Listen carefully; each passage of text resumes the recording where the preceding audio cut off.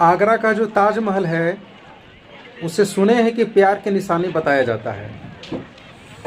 शाहजहां जी ने अपनी पत्नी मुमताज़ जी की यादों में उस ताजमहल को बनवाया था।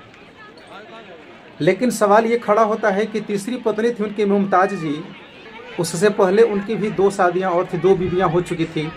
तीसरी पत्नी जो उनकी मुमताज़ जो थी, उनकी याद में, उनकी मृत्यु के बाद उनकी याद में शाहजहां ने ताजमहल को बनवाया था।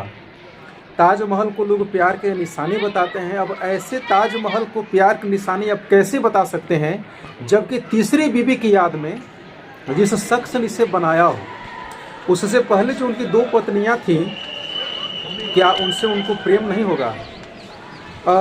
शाहजहां जी ने 1632 में इस ताजमहल का निर्माण शुरू करवाया था और लगभग 20 साल इस ताजमहल को बनने में समय लगा।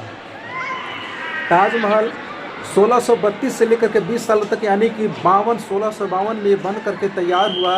और मुमताज़ जो है उनकी तीसरी पत्नी थी और उनके मृत्यु के बाद में शाहजहां जो है इस ताजमहल को बनवाए थे।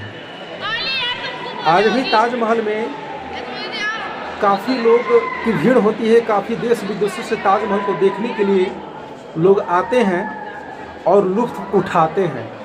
लेकिन तीसरी पत्नी के वियोग में अगर कोई शख्स अगर ताजमहल को अगर बनाता है तो उसे प्यार की निशानी कहना मूर्खता है। शायद हमारे इतिहासों में इतिहासकारों ने कुछ उलट-फर करके और कुछ गलत इतिहास हम लोग के सामने पेश किया है।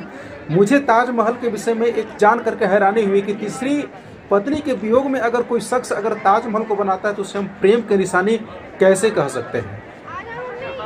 अगर गर्लफ्रेंड की अगर बात अगर होती कि किसी प्रेम के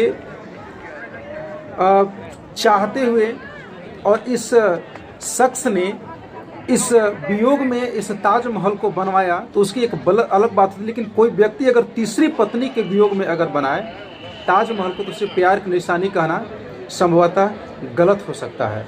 आज भी ताजमहल को लुत्फ़ लोग उठाते हैं, लेकिन ताजमहल को शायद मेरे हिसाब से प्यार की निशानी कहना गलत होगा। आप लोगों का क्या विचार है, आप लोग कमेंट करके जो बताइएगा। जय हिंद।